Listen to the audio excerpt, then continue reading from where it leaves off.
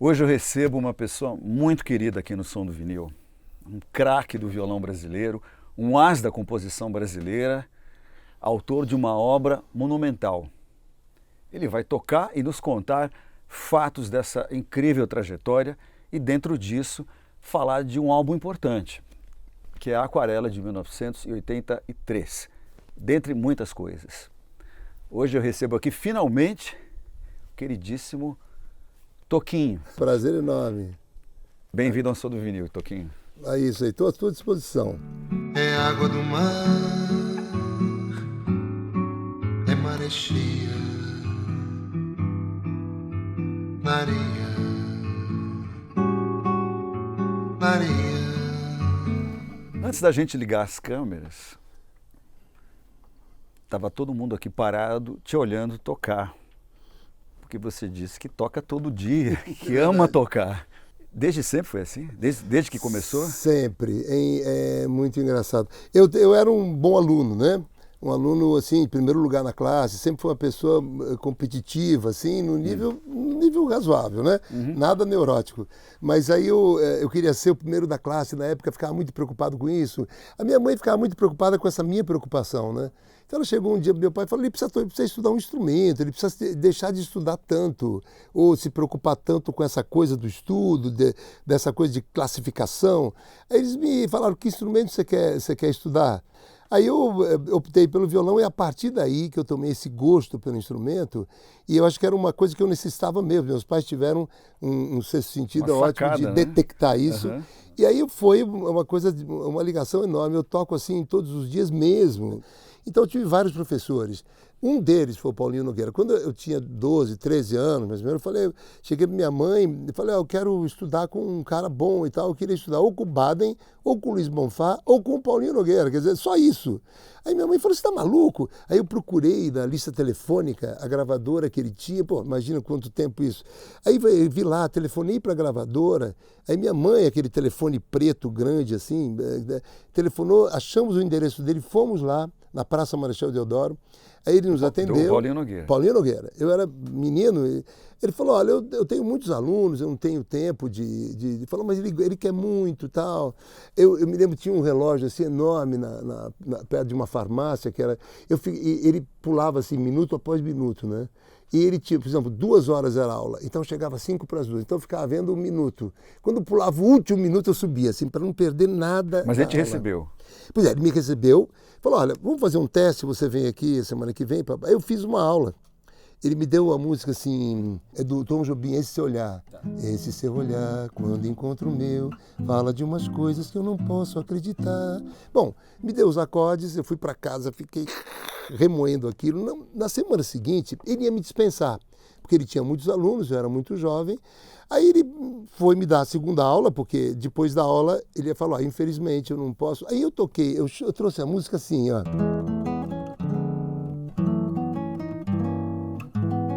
Ele falou, quem te ensinou isso aí? Eu falei, não, eu peguei a harmonia que você me deu e coloquei a melodia em cima. Ele falou, mas ninguém te passou isso? Eu falei, não. Aí ele falou, olha, eu ia te mandar embora, mas como você trouxe a música solada depois da primeira aula, eu vou continuar dando aula para você. Depois eu tive um contato muito grande com o Baden-Powell. Como é que foi? Eu ia te perguntar isso agora. O Baden foi meu grande ídolo, meu grande mestre. Mas antes do Baden, estudei harmonia com o Edgar Janulo, que tocava na orquestra de Simonetti, né? É uma orquestra que ele era um meio humorista, um guitarrista maravilhoso. Eu estudei harmonia com ele, estudei com o clássico com o Isaías Sávio, que era contemporâneo do Segovia, um espanhol maravilhoso também. E depois eu conheci o Baden, mas já tocava razoavelmente. Aí o Baden falou, toca para mim e tal, eu toquei um pouco. Ele falou, por que você põe tanto acorde? Eu falei, bom, eu acho, não é tão bonito assim. Ele falou, toca mais simples. Então ele me deu a simplicidade do violão brasileiro, né? Ele tem algumas contribuições para o violão brasileiro. Nossa! Né? Do ponto de vista meu, que sou baterista, né? Sei. Esse mi que vira ré, que deixa o violão mais pesado, é o baixo, a baixaria, né? Que vem com uma boa dose de África nesse violão. Né? Ou seja, ele injetou África na bossa nova, é isso que eu quero dizer. Muito, né? eu falo sempre. Como Nossa, é que é? você pegou um ponto crucial. Então, o Baden teve uma importância enorme na música brasileira, porque, ao meu ver, a Bossa Nova é um movimento muito preconceituoso, né? Então você vê, era aquela coisa da dissonância, entendeu? Da coisa hermética. E o Baden veio da música tradicional, do samba tradicional, do choro, ele veio desse violão. O Meira foi professor dele. Então ele trouxe para a Bossa Nova a simplicidade. Quando ele falava para mim, toca com menos acorde, é isso. É trazer o lado tradicional do violão brasileiro. Então ele tirou aquele preconceito da Bossa Nova, que a Bossa Nova era assim, se não for esse acorde é música ruim, entendeu? E não é assim. Não é assim. Então, quando ele fez o é melhor ser alegre que ser triste, alegria é melhor. 2 acordes, é assim como a luz no coração. E fica a vida inteira. Quer dizer, ele fez um samba com 2 acordes só. É melhor ser alegre que ser triste, alegria é melhor. Coisa que existe, é assim como a luz no coração.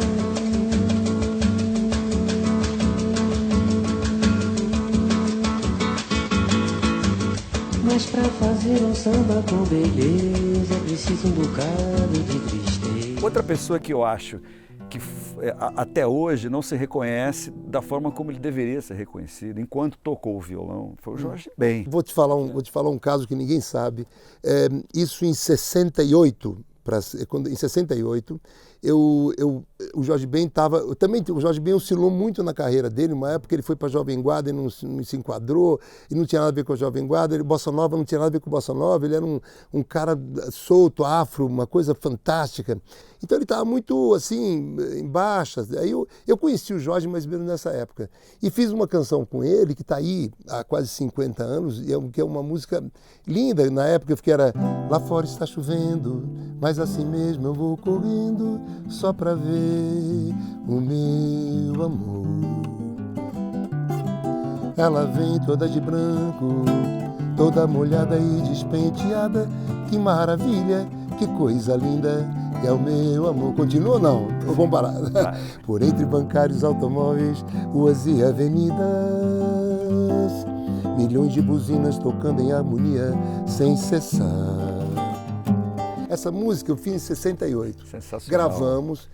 Cheguei para encontrar o Chico Buarque na Itália, que morei com ele um ano lá em 69. Foi uma época de um exílio enorme, um êxodo enorme.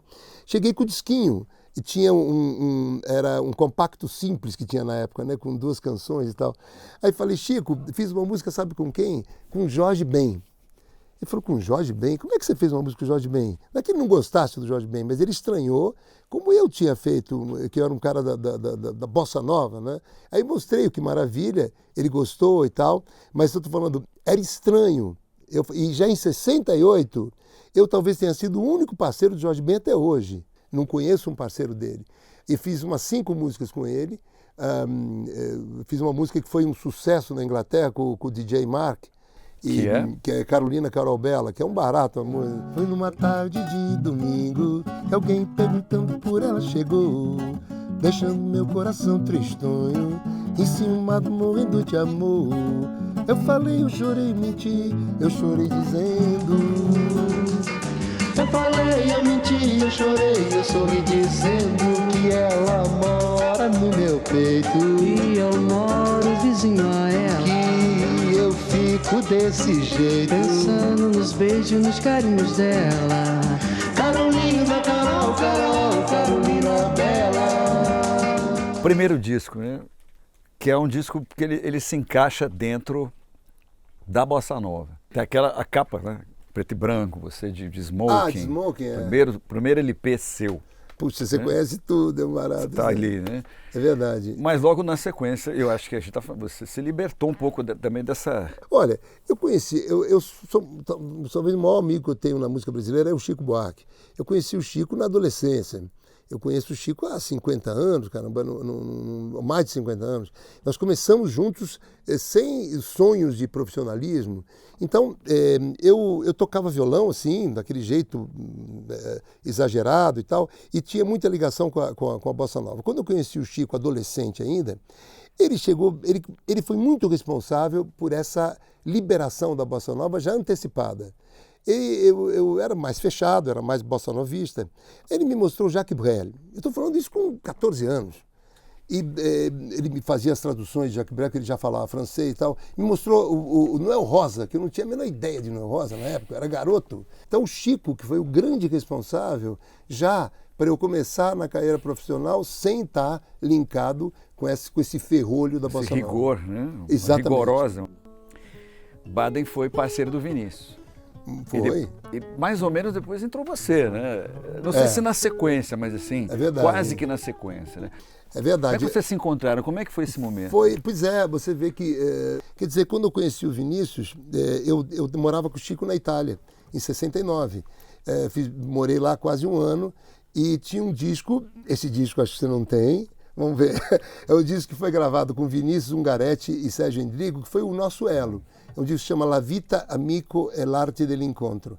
É um disco que o produtor do Chico Buarque, na época, que morava lá no exílio e tal, fez o disco e me chamou, na época, que eu era o amigo do Chico que morava lá com ele, falou, olha, precisa de um violão lá, um solo de violão, você vem fazer? Eu falei, claro, vamos lá. Não conheci o Vinícius pessoalmente. O Vinícius recebeu o disco no Brasil, falou, pô, quem é que está tocando esse violão e tal? É um amigo do Chico que mora lá, mas que ele está voltando. Falou, pô, quem é esse cara? Liga para esse menino aí, pá. Não sei. E ligaram para minha casa, meio-dia, estava dormindo, estava na casa da minha mãe, recém-chegada da Itália. Achei até que era pegadinha do pessoal do futebol, Vinícius de Moraes. E era ele mesmo, eu atendia o Vinícius mesmo falando, olha, eu vou para a Argentina. Enfim, aí eu fui conhecer o Vinícius, fomos para a Argentina. E no primeiro dia, no navio, eu fiz uma música com ele, que era uma música roubada do Tommaso Albinoni, e que era um adágio, né? Que era assim...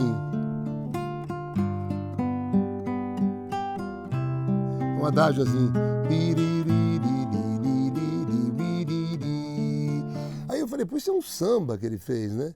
Aí começamos a tocar em samba, que é quem já passou por essa vida e não viveu, pode ser mais, mas sabe menos do que eu, porque a vida só se dá pra quem se deu, pra quem amou, pra quem chorou, pra quem sofreu. Esse é o adágio do Tommaso Albinoni, que eu transformei em samba, mas colocamos no disco, né? Acreditou, né? Acreditamos a ele. E gravamos um disco antológico, que é o La Fussa. Esse daí, não sei se você conhece, que é Maria Creuza, Vinícius e eu. É um disco que está em catálogo até hoje, em todo lugar que você vai.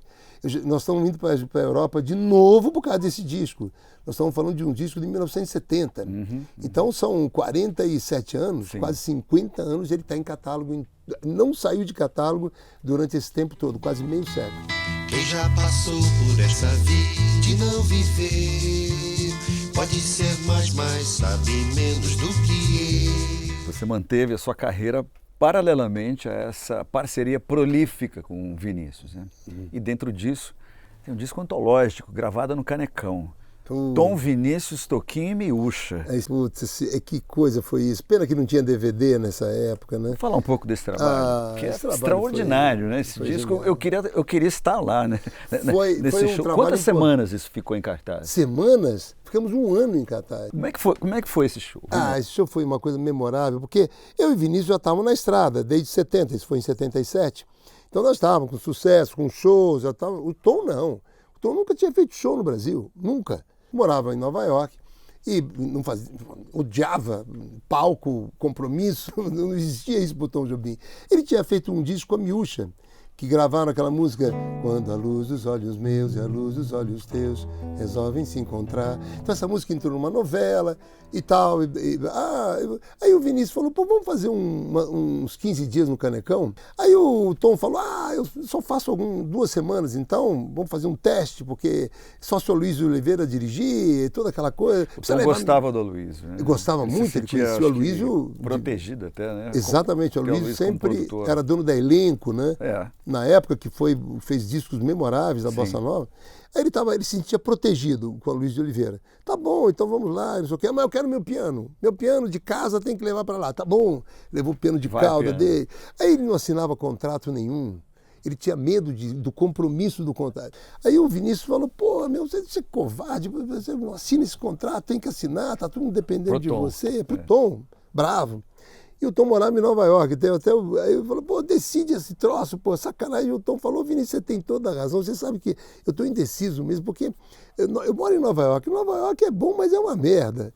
Agora o Rio de Janeiro é uma merda, mas é bom, pô. Então, foi que nasceu essa história. Foi daí que saiu essa frase. Aí ele assinou para 15 dias. Foi uma loucura. Vinha gente do Brasil inteiro. Era lotado assim durante o mês todo. É impressionante o show. Depois da chegada vem sempre a partida, porque não há nada sem separação. Sei lá,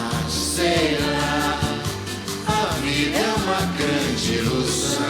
Sei lá, só sei que ela está com a razão.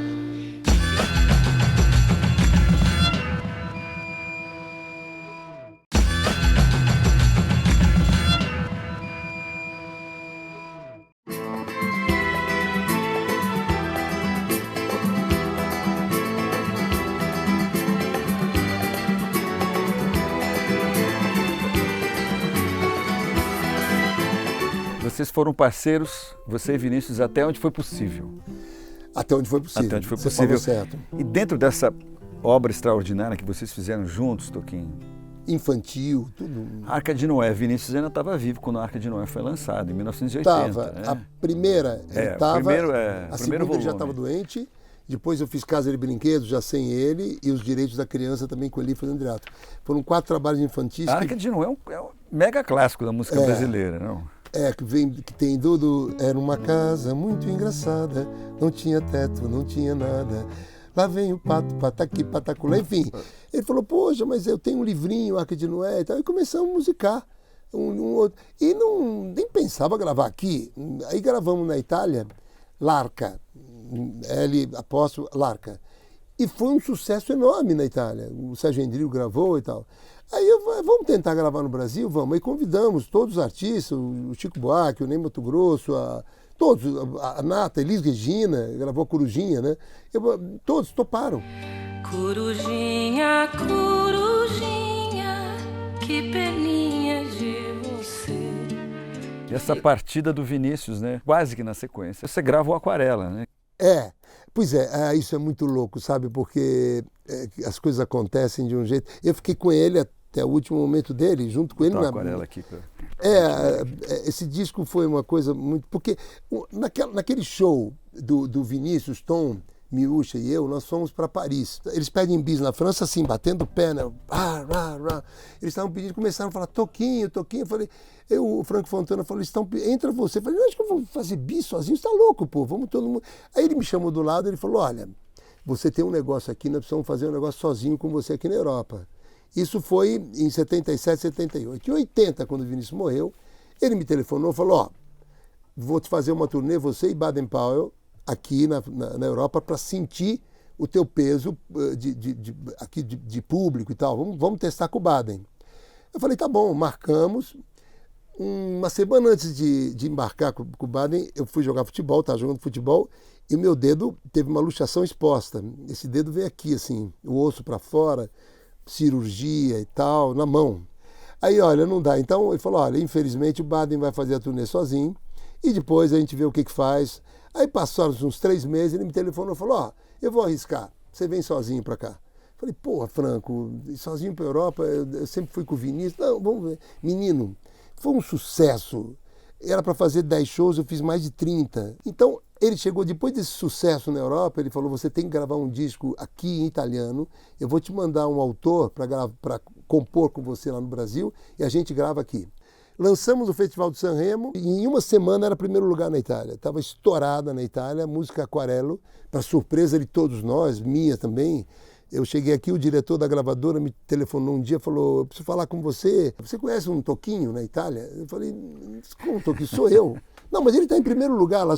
Não tinha fax. A gravadora. A gravadora não sabia. Não sabia. Conhece um Toquinho italiano? Verso il mare, a volare, e il mare è tutto blu, e una nave a navigare, a una vela. Agora, a Aquarela, vocês fizeram rapidamente, não foi? Não demorou 5 minutos a melodia. É? Porque foi o seguinte, quando ele chegou, eu não conhecia ele. Aí ele chegou com várias músicas, ele é um talento enorme. Chegou na minha casa, falou, estou te conhecendo hoje. Você vai mostrar uma opção de músicas para mim e eu também para você. Vamos fazer uma coisa para encurtar? O que eu não gostar, eu vou te falar. E você também. Para começar, vamos fazer assim, tá bom, tá bom. Tá bom. Aí ele começou a mostrar uma música, tá, a segunda parte era paparara, paparara, paparara, parará. Eu falei, engraçado, essa música me lembra uma música pequena que eu tenho. Como é que é? Então eu mostrei. Onde anda meu rei, que me deixa tão só por aí, de tanto que andei, de tanto me perdi. A letra era outra, não tinha nada a ver. E tinha esse pedacinho. Só que a segunda parte era perfeita. Essa parte que eu gostei da música dele se encaixava nesse pedacinho de música que eu tinha. Aí estava pronta a melodia da Aquarela, que era uma música que já existia, um trechinho. Por isso que o Vinícius está na parceria. Porque uma música claro. É indissolúvel, você sabe sim, que a parceria não existe. Dá, isso, claro. Então, fizemos a melodia. E a letra do Guido Moura na Itália foi um achado, que é uma coisa lúdica, né? É mais ou menos, eu fiz a letra em português, mas muito baseado no que ele escreveu em italiano. Numa folha qualquer eu desenho um sol amarelo, e com 5 ou 6 retas é fácil fazer um castelo. Outra história, Pino Daniele. Pino Daniele era um napolitano muito sucesso na Itália, eu adorava ele. Essa música é um dialeto napolitano, né? Eu falo bem italiano, mas eu não entendia nada do que ele falava. Aí o sobrinho desse empresário meu, que é napolitano, veio para o Brasil, eu falei, pô, preciso de um favor seu. Vem aqui na minha casa, eu quero que você traduza essa música, que eu quero saber o que ele está falando, né? Tutta un'altra storia, eu só entendo isso, que é tudo uma outra história. Botei o disco para ele ouviu e falou, não estou entendendo nada também.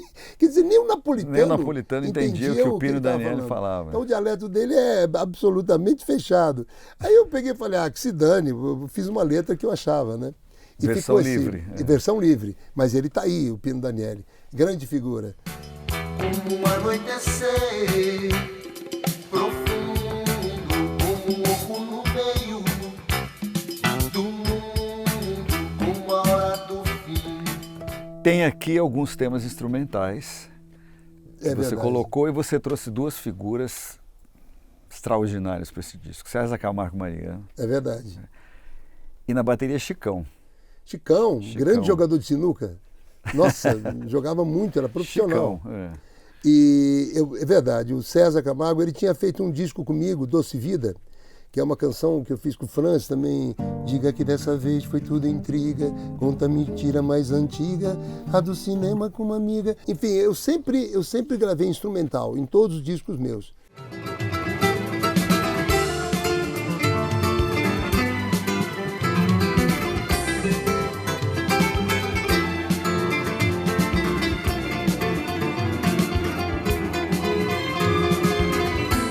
E o disco acabou ganhando o nome da canção Aquarela aqui no Brasil. Chama-se Aquarela também na Itália, né? Aquarello. É.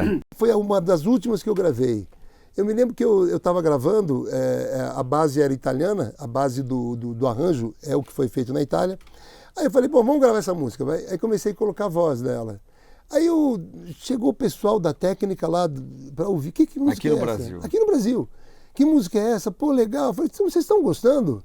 Pô, todo mundo adorando Você a tinha música. dúvida por quê? Desculpa. Por causa Qual que era disso. essa dúvida? Porque geralmente a gente aqui tem o hábito do refrão, de cantar um verdade. samba que o pessoal canta e tal. Então, essa música não tem refrão, não tem nada. Ela é uma música linear, que vem, fala, Sim. fala e fala. Palhinha? Pode ser uma palhinha? Numa folha qualquer eu desenho um sol amarelo. E com 5 ou 6 retas faço fazer um castelo. Com o lápis em torno da mão e me dou uma luva. Se faço chover, com 2 riscos tem um guarda-chuva. Se um pinguinho de tinta cai num pedacinho azul do papel, num instante imagino uma linda gaivota a voar no céu.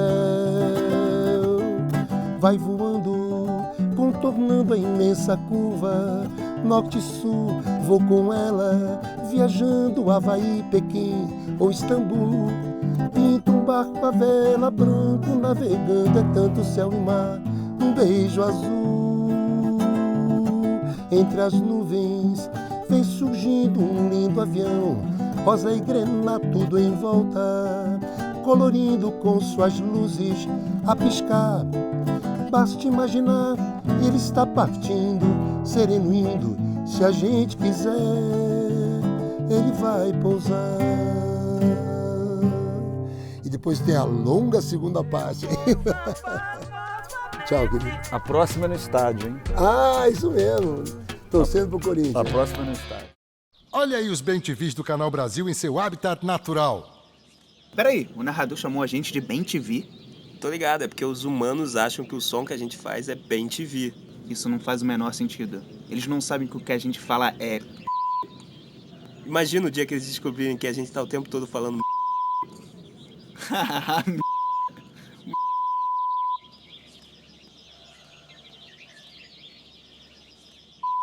Tá, chega. Já deu.